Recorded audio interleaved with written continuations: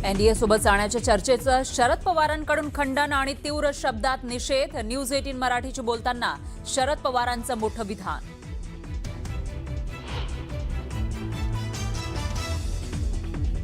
शरद पवार साहेबांच्या पक्षात जे खासदार आणि आमदार आहेत यांना कोणालाही तोडण्याचा आमचा प्रयत्न नाही। महाराष्ट्रातील कोणत्याही नव्या पक्षाला एनडीएचे दरवाजे बंद, फडणवीसांचं स्पष्ट विधान।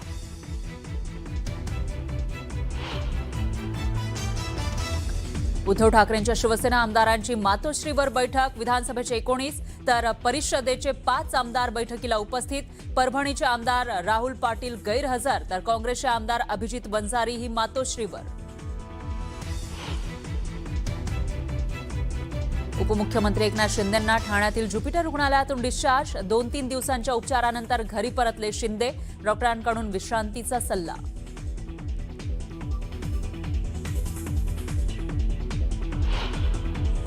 डान्स बार सुधारणा विधेयक विधानसभेत मंजूर। ऑर्केस्ट्राच्या नावाखाली चालणाऱ्या डान्स बारवर नियंत्रण आणण्यासाठी राज्य सरकारचं महत्त्वाचं पाऊल। मुंबईतील 99 वर्षांच्या भाडेपट्ट्यावरील सोसायट्यांना सरकारचा दिलासा। निवासीसाठी अर्धा तर व्यावसायिक मालमत्तांसाठी 1.5% मुद्रांक शुल्क। महसूल मंत्री बावनकुळेंची विधानसभेत घोषणा। मुसळधार पावसानंतर लोणावळ्यात भीषण भूस्खलन। नॉर्थ पॉइंट आणि 360 रिसॉर्ट परिसरामध्ये बचाव पथक दाखल। ढिगाऱ्याखाली दोघे अडकल्याची माहिती। केरळच्या वायनाडमध्ये मेपाडी जवळच्या कुलाडीमध्ये भूस्खलन। अनेक कामगार ढिगाऱ्याखाली अडकल्याची भीती। रस्ते परियोजनेचं सुरू होतं काम। 20 वर्षांपासूनचा नर्मदा प्रकल्पाचा वाद अखेर मिटला। नर्मदेतून महाराष्ट्राला मिळणार 10 टीएमसी पाणी। मुख्यमंत्री फडणवीसांची दिल्लीत अमित शहांसह पार पडली बैठक।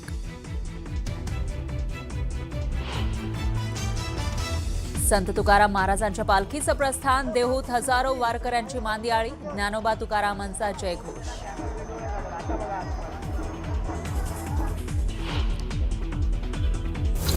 आणि ज्या मुद्द्याची चर्चा आपल्याला करायची आहे त्याच्या संदर्भातलीच एक मोठी महत्त्वाची बातमी। एनडीए सोबत जाण्याच्या चर्चेचं शरद पवार यांच्याकडून खंडन करण्यात आलंय। शरद पवारांकडून त्या चर्चेला तीव्र निषेध करण्यात आलेला आहे। न्यूज 18 मराठीशी बोलताना शरद पवारांनी हे मोठं विधान केलं।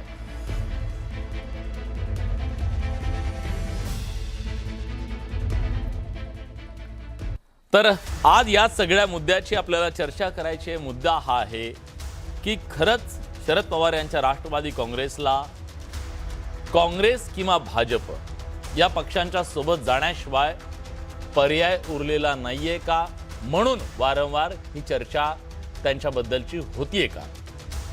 पण मंडळी, गेल्या काही वर्षात महाराष्ट्रानं राजकीय भूकंपाचे इतके धक्के पचवलेत की आता जनतेच्या अंगात राजकीय धक्क्यांची अँटीबॉडी तयार झाली। गंमत नाही, कारण या राजकारण्याने कितीही कोलांट उड्या मारल्या तरी जनतेला धक्का बिक्का आता बसणं बंद झालंय। एकीकडे हवामान खातं पावसाचे इशारे देत असताना राष्ट्रवादीचे नेते अमोल मिटकरींनी महाराष्ट्राला एका सुखद पुरोगामी धक्क्याचा इशारा दिला।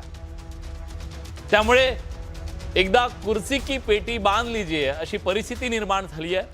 टायगरचं ऑपरेशन झाल्यानंतर ज्येष्ठ नेते शरद पवारांच्या राष्ट्रवादीच्या चालीविषयी चर्चांचा धुरळा उडाला। एकीकडे शरद पवार आगामी राष्ट्रवादी काँग्रेसमध्ये आपली जी राष्ट्रवादी आहे ती काँग्रेसमध्ये विलीन करणार अशी आवाई उठते। दुसरीकडे थेट एनडीए सोबत जाण्याची शक्यता वर्तवली जाते। शरद पवारांना वाऱ्याची दिशा अचूक कळते यात तीळ मात्र शंका नाही, पण त्यांच्या राजकारणाची दिशा ते सहजासहजी कोणाला कळू देत नाहीत हा इतिहास आहे। त्यामुळे प्रश्न पडतोय की खरोखरच एखादा मोठा बदल महाराष्ट्राच्या राजकारणात पुन्हा होणार आहे की नेहमीप्रमाणे पवारांनी टाकलेली किंवा आणखी कोणी टाकलेली ही राजकीय गोगली आहे। भाजप आणि काँग्रेस या दोन डगरींवर पाय ठेवून केवळ खडा टाकून पाहण्याचा हा प्रयत्न आहे की अंदाजाच्या पलीकडचं हे वेगळं काय राजकारण आहे। स्वतःचं स्वतंत्र अस्तित्व पवारांच्या राजकारणाचा कणा राहिला आजवरचा। प्रादेशिक अस्मिता आणि राष्ट्रीय पातळीवरची एक वजन याच्या बळावर त्यांनी आजवर राजकारण केलं, पण आता अस्तित्व टिकवण्यासाठी त्यांना हा निर्णय घ्यावा लागू शकतो का? भाजपसोबत जाणं ही विचारांची दिशा बदलणं नक्की असेल की ही तडजोड असेल. ते एनडीएत गेले तर तो केवळ राजकीय भूकंप ठरणार नाही, पण महाराष्ट्राच्या वैचारिक पातळीवरचा एक मोठा धक्का असेल. स्वतःच्या आमदारांना आणि खासदारांना राजकीय स्थैर्य देण्यासाठी पवार हा पर्याय चाचपडून पाहत असावेत की दोन्ही बाजूंना खडा टाकून अंदाज घेत असावेत. या सगळ्याची चर्चा आहे. केंद्रातल्या मंत्रिमंडळ विस्ताराची जोरदार चर्चा. हे सगळं असताना या सगळ्या भेटी गाठी घडामोडी त्यामुळे चर्चेला उधाण.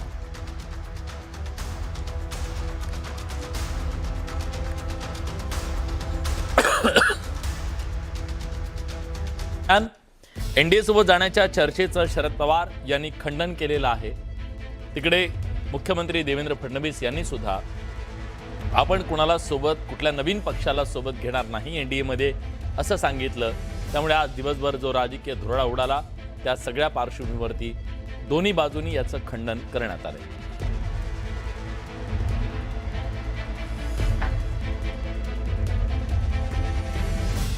तर शरद पवार हे एनडीएच्या सोबत जातील अशा प्रकारची चर्चा राजकीय वर्तुळात रंगलेली होती. त्याचे अनेक अर्थ काढले जात होते. दरम्यान एक महत्त्वाची भेट भारतीय जनता पक्षाच्या नेत्यांसोबत राष्ट्रवादीच्या नेत्यांची झाली. एका नेत्यावर जबाबदारी देण्यात आली अशा प्रकारच्या बातम्या सुद्धा राजकीय वर्तुळात सुरू होत्या. आणि त्याच दरम्यान राष्ट्रवादी काँग्रेसचे नेते अमोल मिटकरींनी एक सूचक विधान केलं की लवकरच एक सुखद पुरोगामी धक्का महाराष्ट्राला मिळू शकतो अशा प्रकारचं वक्तव्य त्यांनी केलं. आणि ते शरद पवार यांच्या बाबतीतलं होतं. त्यामुळे सुद्धा या सगळ्या चर्चांना एक प्रकारची हवा मिळाली. पण आता भारतीय जनता पक्ष आणि राष्ट्रवादी शरदचंद्र पवार पक्षाच्या प्रमुख नेत्यांनी याचं खंडन केलं. उन्होंने व्यक्त किया है तो उन कंसर्न्स को भी मोठी बातमी आहे. पश्चिम रेल्वेची वाहतूक आता 20 ते 25 मिनिटं उशिरानं सुरू आहे.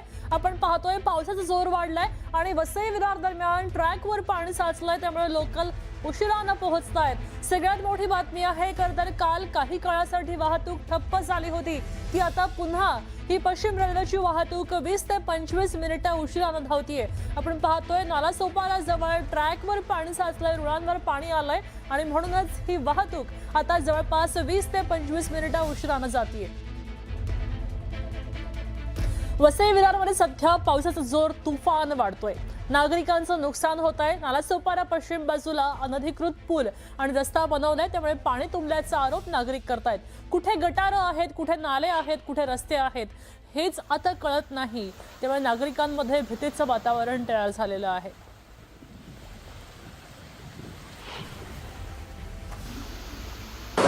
नेटवर्क सुद्धा नाही आहे आणि नेटवर्क नसल्यामुळे संपर्क कसा करायचा हा एक मोठा प्रश्न आजच्या टाइम बारिश बहुत ज़्यादा है. बारिश ज़्यादा होने के कारण लोगों से कनेक्टिविटी नहीं हो पा रही है. मोबाइल में नेटवर्क नहीं है, लाइट नहीं है. यहाँ से आप देख सकते हैं पूरा कमर भर पानी है सर. जिसमें दुकानदार के दुकानों में देखेंगे तो बहुत ज़्यादा पानी है. बहुत ज़्यादा नुकसान है, बहुत ज़्यादा क्षति पहुँचा हुआ है. सारे शॉप पे आप देखेंगे नालासोपारा स्टेशन पट्टी में पूरा का पूरा पट्टा बंद है जिससे बहुत ज़्यादा नुकसान हो रहा है. हम लोग को चलो स्लीपर पहन के पैंट पहन के घूम फिर रहे. खासकर महिलाएं को बहुत प्रॉब्लम हो रहा है जो कि कमर के बीच में कमर का पानी है. ड्रेनेज लाईन जी आहे या ठिकाणी व्यवस्थित नसल्यामुळे ही सर्व परिस्थिती निर्माण झालेली आहे. या परिस्थितीला नेमकं जबाबदार कोण आहे? लोक जे या ठिकाणी अडकलेले आहे. अनेक ठिकाणी नेटवर्क बंद झालेलं आहे. त्यामुळे संपर्क कसा करायचा हा एक प्रश्न निर्माण झालेला आहे. बाकीची प्रशासन विजय